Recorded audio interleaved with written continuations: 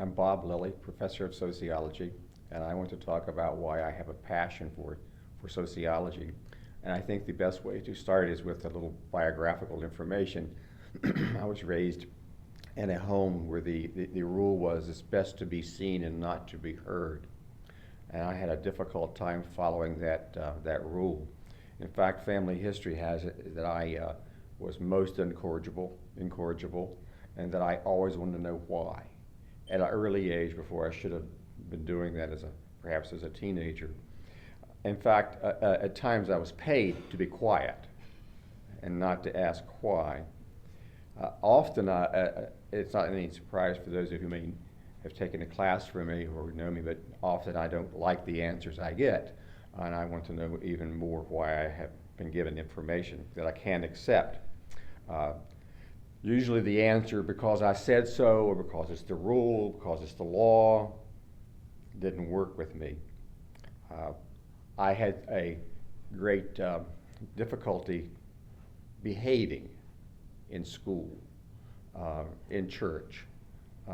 Generally, just around me was a kind of a circle of disarray at times. So when I got a little older, I realized that this was curiosity, and that I was looking for things that would give me answers and give me information, and not so much that I wanted to be a pest, but I wanted to know. And I found that things like mathematics were interesting, but they weren't very satisfying. Chemistry in high school was interesting, but it didn't give me the answers I was looking for. Biology was interesting. It wasn't very satisfying either.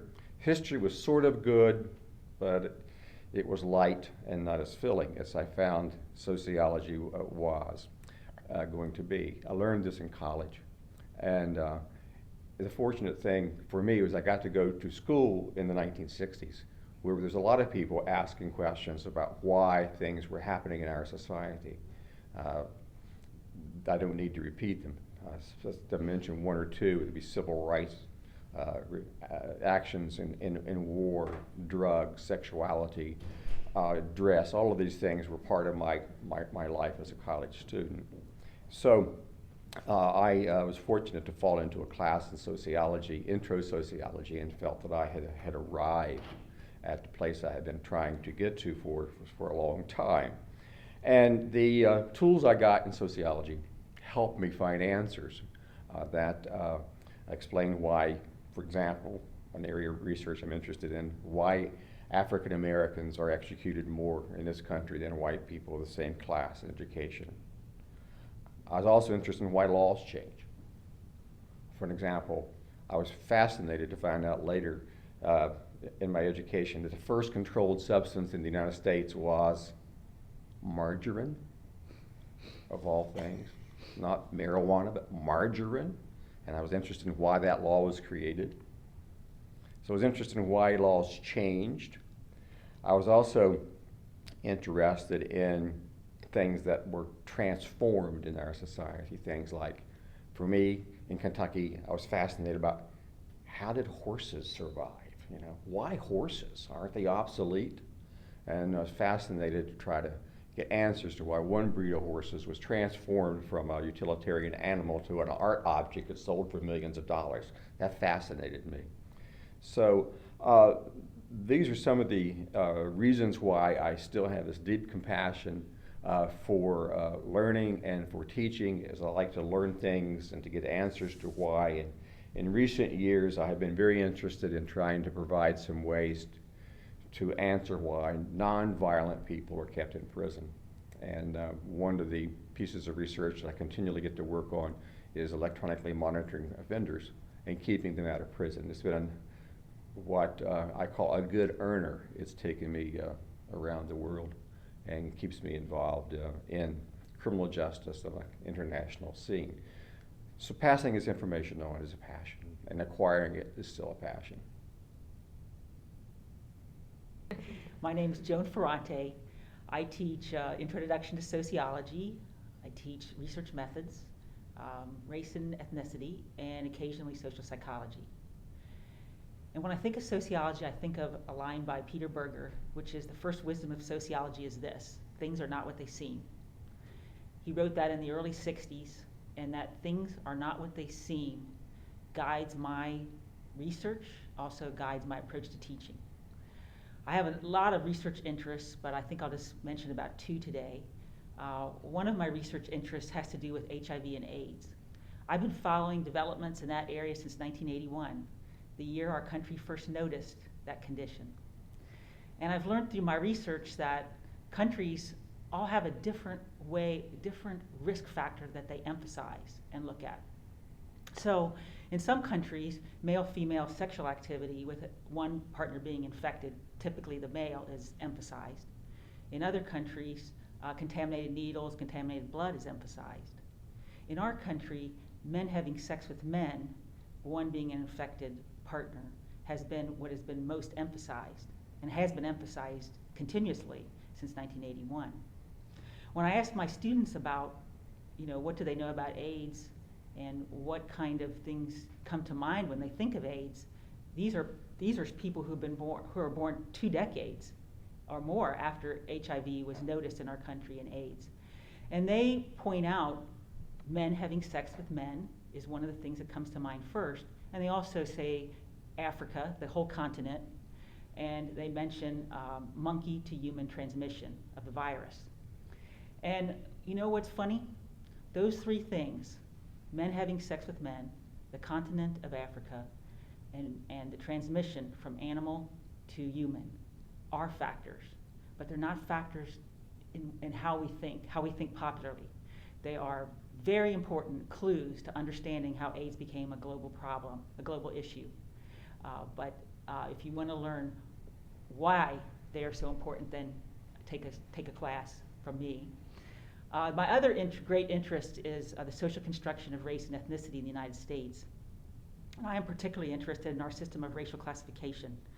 We have a categorical system, which means that we have a language that encourages us to think about people in terms of racial categories and placing people in a racial category.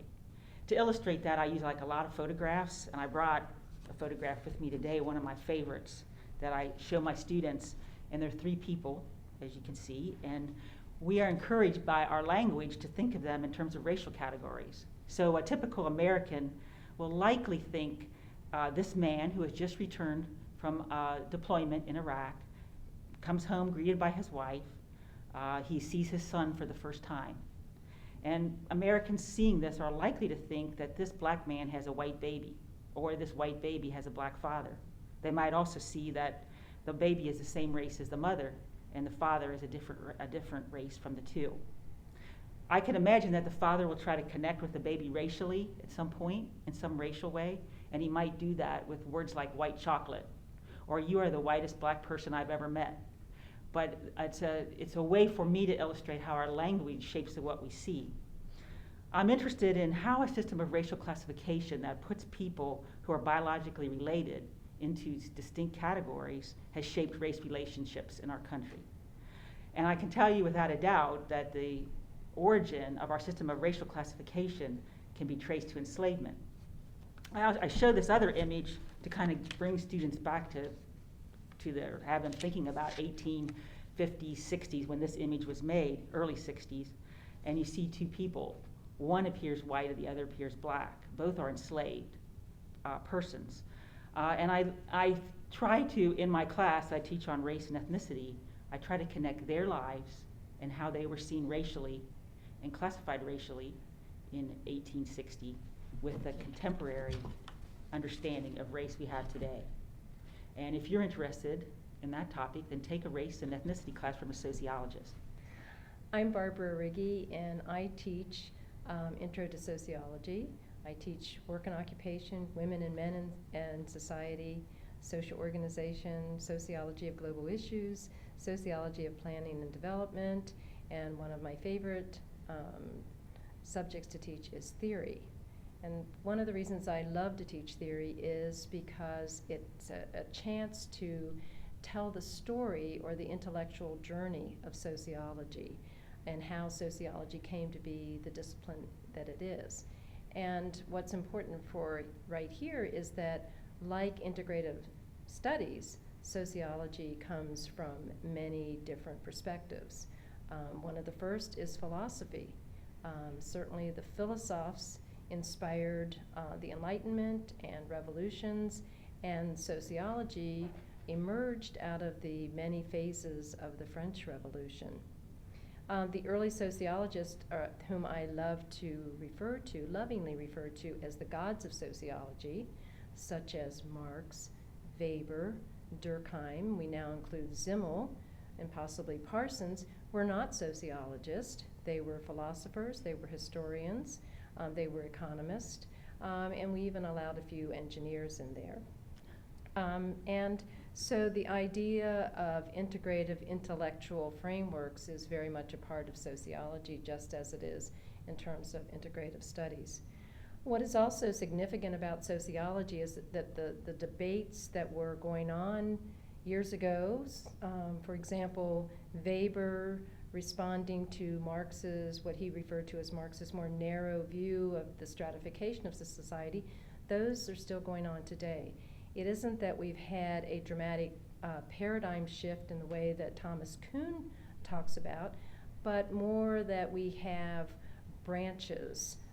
Peter Kavisto talks about the branches that are offshoots from the roots of sociology, so that today we can include, we can include world systems theory, or postmodernism, queer theory, intersectional theory, and things like ideas such as feminist theory, which again, like sociology and integrative studies, takes bits and pieces from many different disciplines and many different intellectual frameworks, such as sociology, psychology, political science, literature, history, and philosophy. And so that makes sociology this very vibrant, alive discipline that is full of debate, full of discussion. The discourse doesn't go stale. Another debate within sociology, and I'll just try to talk about two parts of it rather than go on, is professional sociology versus public sociology. Professional sociology being that of that scholarly writing belongs in the academy. So it's written by sociologists for sociologists or for sociologists in training. Whereas public sociology, as Frances Fox Piven talks about, addresses the issues that are at the lower rungs of the, as she says, the many hierarchies of society.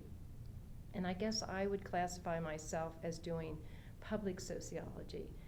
My writing and my publishing has been about things like poverty and homelessness and how it affects families, what are the consequences of social inequality, whether it be on the basis of race, ethnicity, class, sex. My current research ideas and projects include the consequences of private equity investment and hedge fund equity investment. What are the consequences of those kinds of investments for the social contract between employers and employees in terms of pensions? Or what is the consequence of private equity for care at the end of life? And another area of research that I'm involved in is looking at the consequences of planning and development for those, as Fox Piven refers to, that are at the lowest rungs of the many hierarchies of society. I think that I'm very privileged to be a sociologist, and what comes with that privilege of being able to have the world really at our doorstep to examine whatever we choose to examine, comes responsibility. And I think that we all take the responsibility of being sociologists very, very deeply. I don't really want to speak for the others. But I also think that sociologists have to have, I think that Bob's talking about that passion, that curiosity, to listen to the conversations on the other side of the door. And that drives us all, that passion to know what's going on. What are those conversations about? And how do we interpret them and how do we understand them? Hi, I'm Bonnie Lee. Recently, I have a book which is forthcoming. The book's title is Global Aging Issues and Policies. It involves 18 countries and 37 authors. The reason for writing this book is to provide information of world population issues, especially elderly population issues and policies in different countries to our students. A few years ago, I did a survey on 72 freshmen in my classes. The data showed us that about 12% of the students' great-grandparents were still living. That means in some American families, there are 4 generations who were living all the same time in the 21st century. That also means American society is becoming old. When a nation has reached 10% of the elderly population, it means that society will be classified as aging society. Now, American population, elderly population, makes up 13.1%. In the year of 2030, the elderly population will be expected to reach 20%.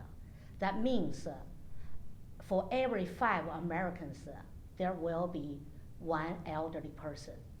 Aging society actually is an urgent global issue that challenges almost all human societies. For example, the elderly population in Sweden has already reached 19.7%, and Japan is even higher with 22.7%. And currently China has 8.9%. However, China has the largest aging group due to the fact that it has the largest population in the world. According to the US National Institute of Aging in 2008, the elderly population in the world aged 65 and older will be expected to reach 14% in the next 30 years. That means there will be 1.4 billion elderly people by 2040. It is clear that our human race is facing a new challenge, that is aging issues.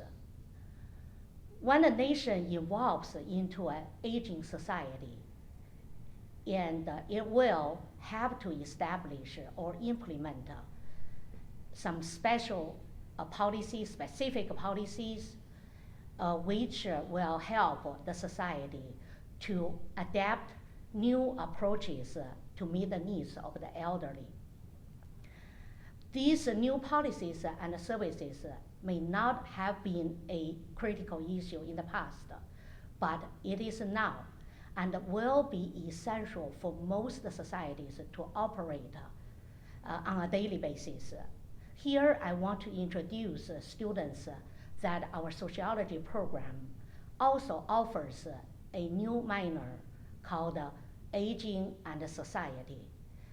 This minor is designed for those students who are interested in learning about the elderly population and or those students they're interested in career opportunities and for serving this aging group.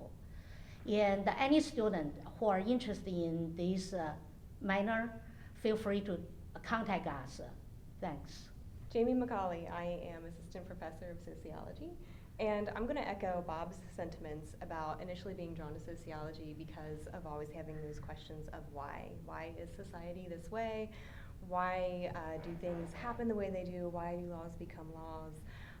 Why do changes take place?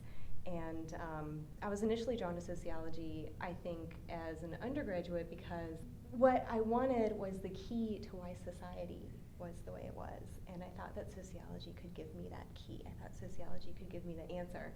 And as I took more classes and as I went into my master's program, I was somewhat dismayed to find that there wasn't a key to this knowledge. There wasn't a key to why society was the way it was. There are multiple locks and multiple keys and multiple answers to many, many questions. And this is what I try to leave my students with, is the idea that all of the questions that we have about society, the answers are really complicated.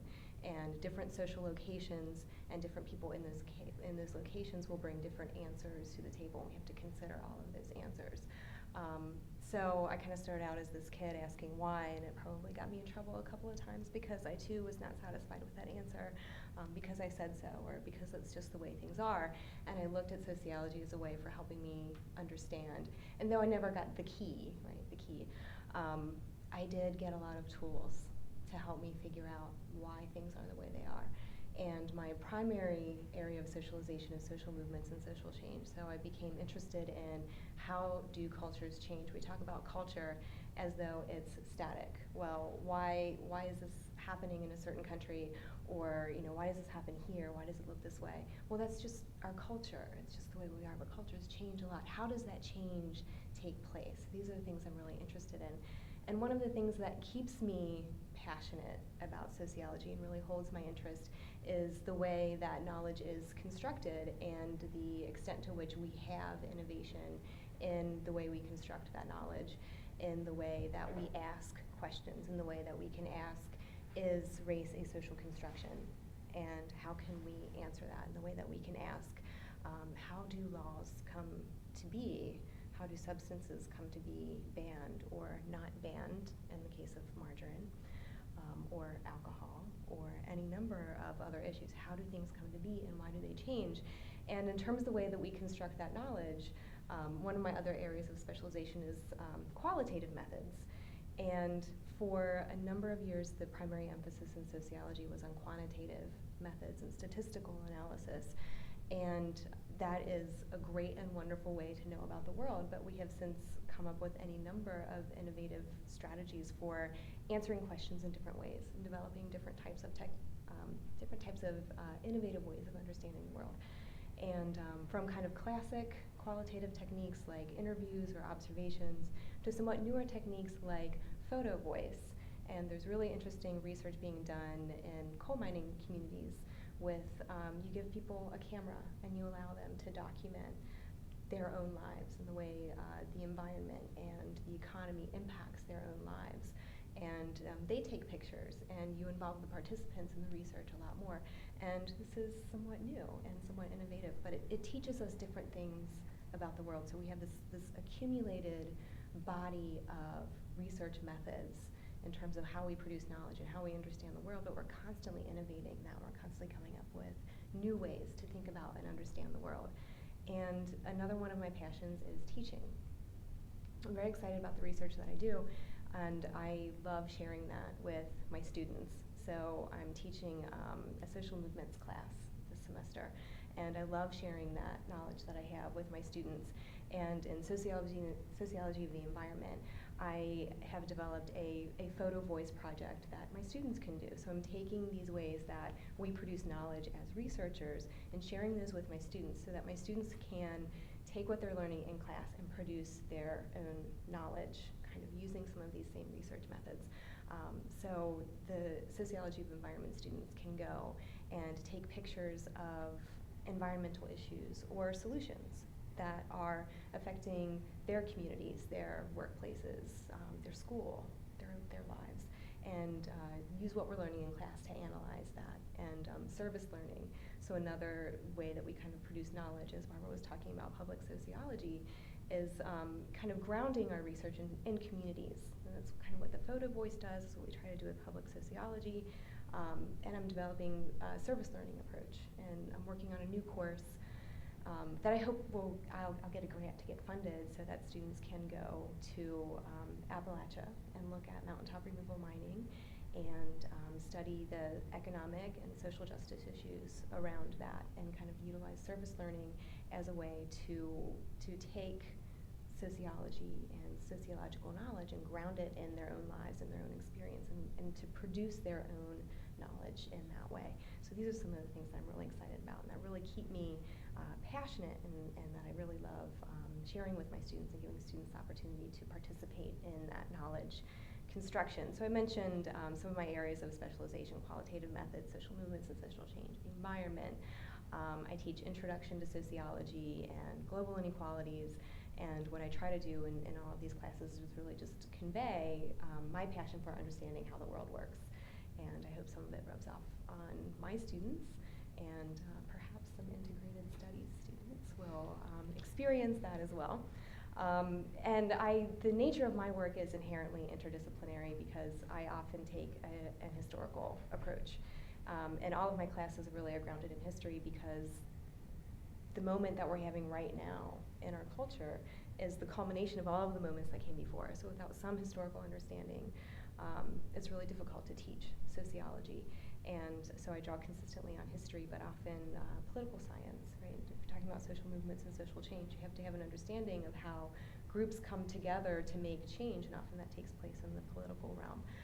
So there are a lot of interdisciplinary approaches that I bring into my own work and, of course, my courses.